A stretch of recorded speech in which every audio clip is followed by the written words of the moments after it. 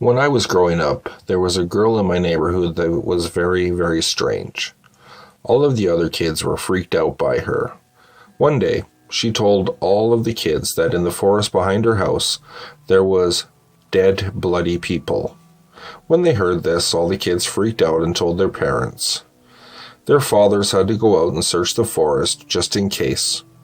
But all they found was candy wrappers and empty beer bottles. After that, all the kids in my neighborhood refused to go near her, including me. A few years later, my parents divorced. On the day the moving came to take my mom's things out of the house, the girl came up to me out of nowhere and told me that Matt didn't like that my parents were getting a divorce. I had no idea who Matt was. Even though I stopped being friends with her, my dad was still friends with her parents.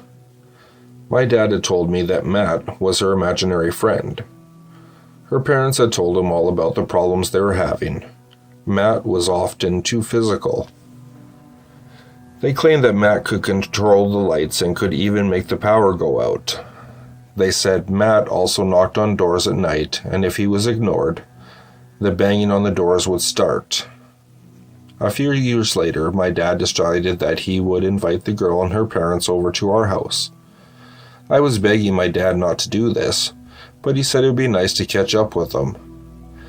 So when they came over that night, my dad told me to entertain the girl. I brought her up to my bedroom, and she seemed to be acting normal. She even told me how nice my room was. However, I was still creeped out by her.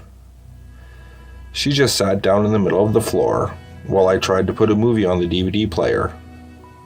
All of a sudden, out of nowhere, in the most deadpan voice, she said, "Matt's here."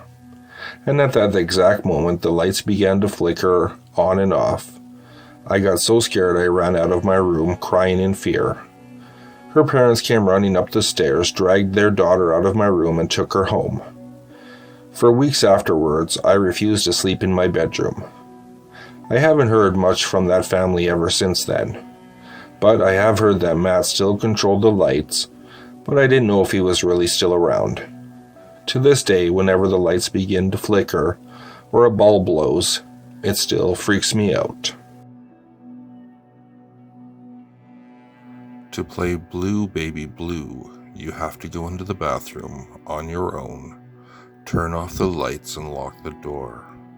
Then you stare into the mirror, hold out your arms like you're rocking a baby and repeat the words, "Baby Blue, Blue Baby," 13 times without making a mistake. If you do it right, you will suddenly feel the weight of an invisible baby in your arms. The baby will get heavier and heavier as it grows larger and larger. You will feel it scratching your arms. Before it gets too heavy, you have to quickly take the invisible baby, flush it down the toilet, and run out of the bathroom. If you don't do it fast enough, a hideous woman will appear in the mirror. She will yell, "Give me back my baby," and scream loud enough to break glass. If you're still holding the baby, she will kill you. Some people believe the woman is Bloody Mary and she murdered her own child when she shattered a mirror and used a piece of broken glass to stab him to death.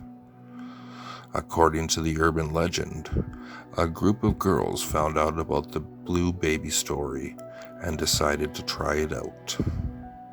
They didn't believe it would work, so they sent their friend Laura into the bathroom on her own.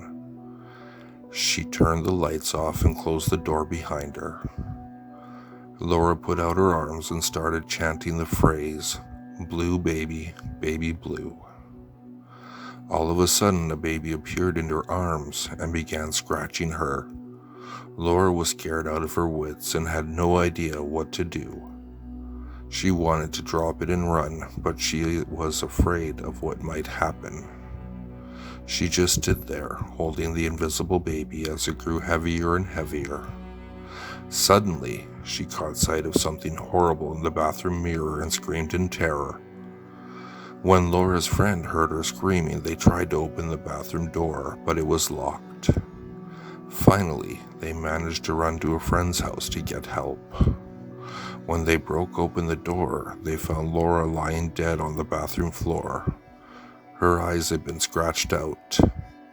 They couldn't move her body because something large and invisible was pinning her to the ground.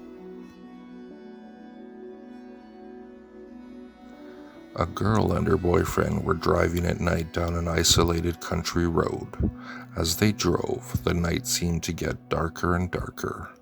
Eventually, they lost their way and found themselves driving through a densely wooded area that neither of them had recognized. Suddenly, the car started sputtering and stalled. The boyfriend looked at the gauge and realized that they had run out of gas. No matter how many times he turned the key, the engine just wouldn't start. The girlfriend began to panic because it was after midnight and they were stuck in the middle of nowhere and couldn't get home. The boyfriend got out of the car and took a look around. They were in a secluded and wooden area, darkness all around. All he could see were trees. There seemed to be no houses for miles and miles around. They were completely alone. The boyfriend was spooked and kept asking, "What can I do? What can I do?" The girlfriend was also spooked, and she kept on saying, "We have to do something. We have to." He then told her he would have to walk back to the main highway and get help. The boyfriend could see that his fiancée was scared, so he told her not to worry. He would return as fast as he could, but the girl could see the concern in his face. Kissing her goodbye, he told her to roll up the windows and lock the doors. Then he set out walking down the road. The girl watched as her boyfriend got further and further away and finally disappeared into the darkness. Hours passed and the girl sat shivering in the car, fearful of every shadow she saw and every noise she heard. She began to feel like her boyfriend was never coming back. Suddenly, she started hearing a loud tapping noise on the roof of the car. Tap, tap, tap, tap, tap, tap. She began to panic, but was too terrified to get out and investigate. She kept trying to peer out the windows, but it was too dark to see anything. Tap, tap, tap. The tapping noise seemed to go on and on. The girl was scared to death, but there was nothing she could do. Tap, tap, tap. She was forced to remain huddled in the car all night long, listening to the weird tapping sound. Eventually, she managed to fall asleep. When she woke up and looked at her watch, it was 9 a.m. But when she tried to look out of the car windows, everything was completely black. She couldn't understand what was going on. Suddenly, she heard a car pull up nearby and it honked its horn 3 times. Then she heard a voice shouting, "This is the police. Is anyone in the car?" The girlfriend sighed with relief. "Just me," she cried. "My boyfriend left me here alone and never came back." "Okay, stay calm," said the policeman. "Listen to me very carefully. Open the door, get out of the car, and walk towards me. Whatever you do, don't look behind you." The girl obeyed the policeman's orders, even though her hands were shaking and her mind was racing. She opened the car door and stepped out. "Now walk towards me," said the policeman, "and don't look behind you." The girl began walking slowly towards the policeman, but suddenly she stopped in her tracks. "Don't look behind you," shouted the policeman. But it was too late. The girl couldn't help herself. She turned around and began screaming in horror. Her boyfriend's dead body was hanging upside down from a tree branch over the car. His head had been chopped off and blood was dripping down from his neck, completely covering the car windows.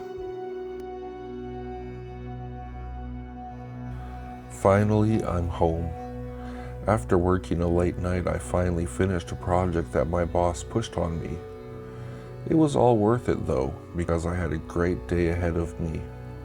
The part I was most excited for though was seeing my son. I finally won the custody battle against my ex-wife, so now I actually get to see him. I fixed up my old spare bedroom for him, although it looked bland and all white. I figured we would have some spare time later and we could make any changes he wanted. I lumbered up the stairs, and when he finally heard I was coming, he quickly called me into his room. "Daddy, I can't sleep. There's a monster in the window." Monsters? Huh, that's original for a kid. "Oh, don't worry about that. It's just the trees' branches blowing in the wind. See?" I pointed and showed him the branch tapping against the window pane. He trusted me enough to calm himself down, and I kissed him goodnight. Finally, time for sleep. I could hardly even see straight at this point. I walked across the hallway and collapsed into my bed. I had too much on my plate to be dealing with monsters. I had to go with him to school the next day to get him signed up in our district. I had to buy him school clothes. I couldn't even think straight. That's when I heard him calling again. Man, I love the kid and all, but I needed some sleep. "Daddy, the monster is back again," he shrieked. I looked to the window. Nope, nothing but the tree's branches. I walked over, and to prove it to him, I opened the window and turned back to him. "See? It's nothing but the tree. I told you. Now go to sleep. You've got school in the morning." He was a little startled from what I could see, but what could I do? I was just too damn tired. Again, I fell into the comfort of my bed. Then I heard a cry, and I had just enough time to wake up, and I'd had enough of this. "Fine, I'll just sleep in your bed with you. If you see any monsters, just hold tight to me." I walked back into his room, pulled back his red blanket, and lay next to the kid. While I lay, eyes closed, my mind started wandering. Didn't I buy white sheets for the bed? I looked at my son's slit neck and realized my mistake. That's when I heard the monster. Except it wasn't tapping at the window glass. It was the footsteps from the opened window. I couldn't help but laugh. How did I realize that I had no trees in my yard?